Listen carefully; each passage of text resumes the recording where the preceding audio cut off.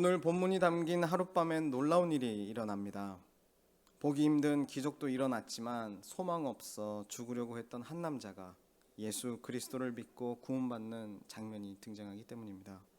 이 일은 바울이 감옥에 갇히면서 일어났습니다.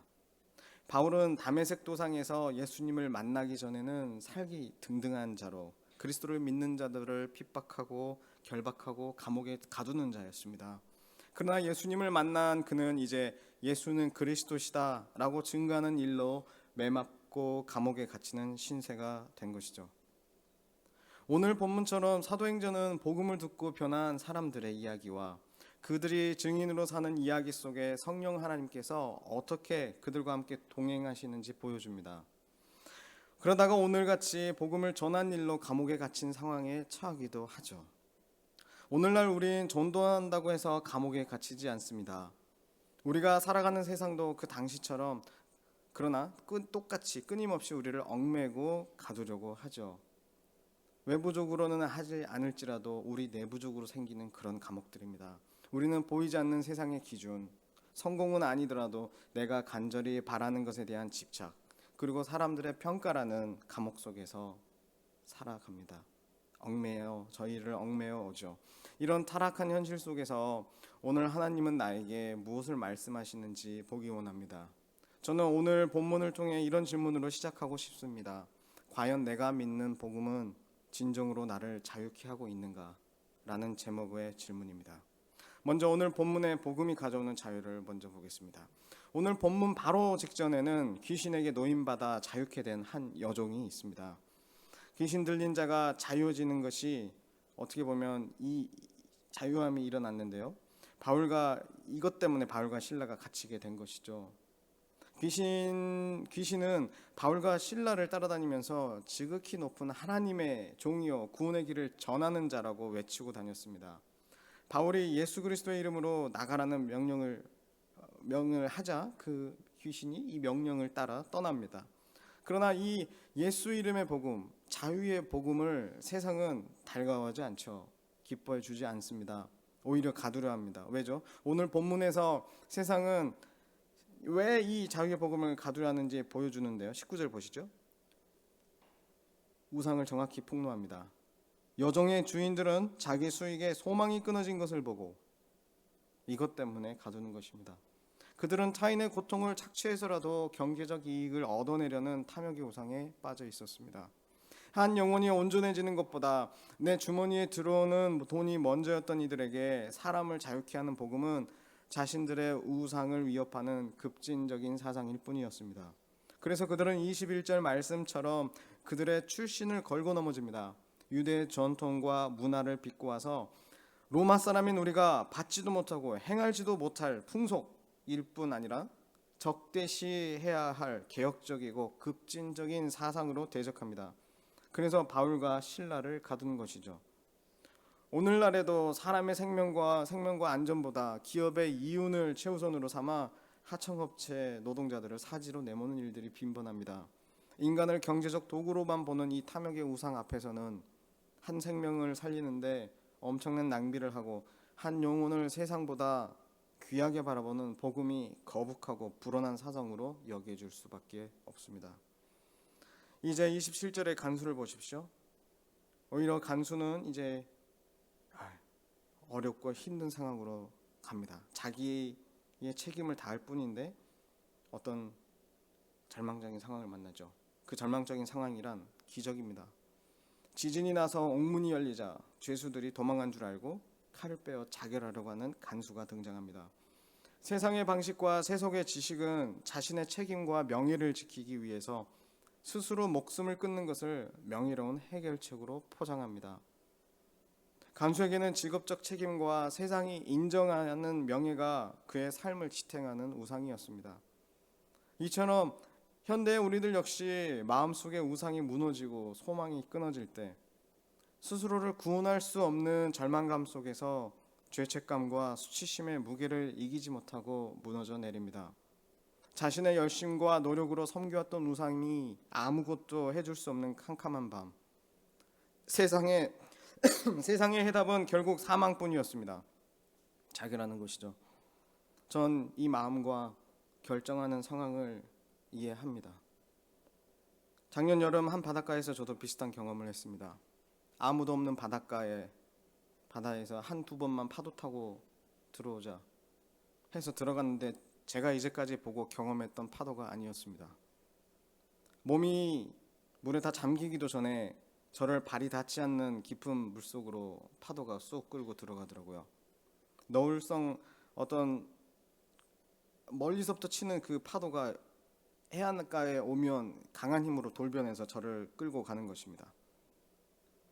그 파도가 바닥에 다 부서지고 그 부서지는 지점에서 전 덮치는 파도의 힘과 물살 속에 대각선 좌로 한번 우로 한번 또 반대로 굴렀다가 마치 빨래 하듯이 그렇게 정회전 역회전을 반복하면서 숨을 쉴 수가 없었습니다.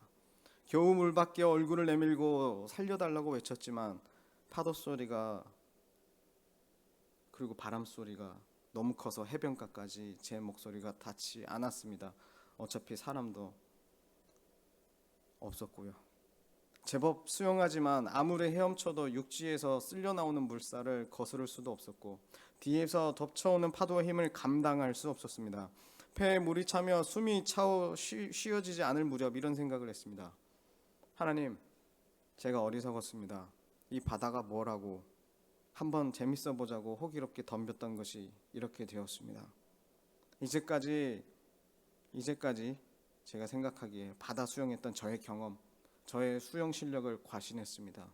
용서해 주십시오. 죄송합니다. 전 여기까지입니다. 하나님. 제가 아는 한 눈에 보이고 지금 제 살이 느끼고 있는 경험한 이 엄청난 물살 속에 이건 하나님도 어떻게 하실 수 없을 거야. 내 잘못이니까. 포기하고 가라앉아 죽음을 맞이하려 했습니다.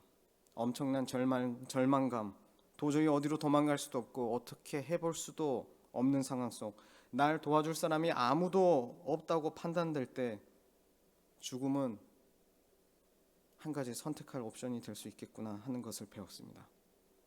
죽음을 선택하는 사람들을 이해할 수 있게 되었습니다.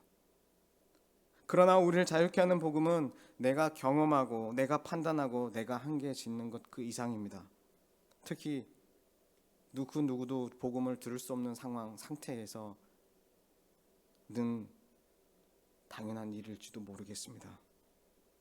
그날 한 교회의 수요기도회를 설교로 섬기게 되었는데 제가 포기해 버렸다라면 하나님이 사람을 눈에 보이지도 않는 저 멀리서 달려오게 하셨는데 제가 먼저 포기하고 제가 먼저 내 속에 매몰되어서 나를 포기해 버렸더라면 그날 밤 설교하지 못했을 것입니다. 바울과 실라로 돌아갑니다. 이 캄캄한 밤에 바울과 실라가 어떻게 살아가는지 보십시오. 그들은 발에 착고가 채워지고 자유를 빼앗겼습니다. 억울하게 매맞고 생긴 상처를 싸매지도 못한 채 캄캄한 감옥 속에 있습니다. 그런데 둘이 뭘 하죠? 바울과 실라는 하나님을 찬송합니다. 그들은 감옥이라는 환경에 갇히지 않는 참된 자유인이었습니다. 나아가 죽음을 택하려는 간수를 향해 바울은 내 몸을 상하게 하지 말라. 우리가 다 여기 있다 라고 외칩니다. 어떻게 이들은 억울함 속에서 평안하게 찬송할 수 있었으며 또 원수 같은 간수를 향해 긍휼을 베풀 수 있었을까요? 이 바울과 실라가 찬송하고 하나님을 찬양하는 건 25절 보십시오. 제수들이 듣더라입니다.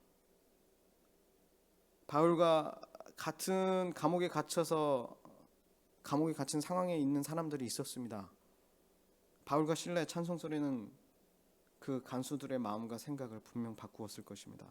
근데요, 그 안에 있던 사람도 자기를 하려고 하지 않고 있는데 밖에 있는 간수가 죽으려고 했다는 겁니다. 자기를 하려고 했다는 겁니다. 그리고 바울과 실라 입장에 제 좁은 마음 입장에 문도 열리고 착고도 풀렸겠다. 마지막 장애물, 날 가두는 간수만 없으면 간수가 스스로 목숨을 끊으면 도망가는 게 수월할 것인데 바울과 실라는 그렇게 내버려 두지 않죠. 왜 그랬을까요? 하나님께서 문 열어주실 기회라고 생각하지 않았을까요? 간수까지도 처치해 주시는구나 하나님께서, 나는 룰루랄라 나가면 된다고 생각하지 않을까요?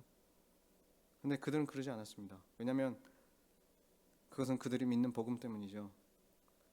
성령님께서 자신들과 여행에, 전도 여행, 선교 여행 하시면서 보여주시는 일이 있고, 얼마나 어떤 생명을 얼마나 귀하게 여기시는 줄 알고 정말 하나님을 알았기에 이들은 그렇게 살지 않았습니다. 예수님께서 정말 자신들을 위해서 행하신 일들을 믿고 사는 자들이었기 때문입니다.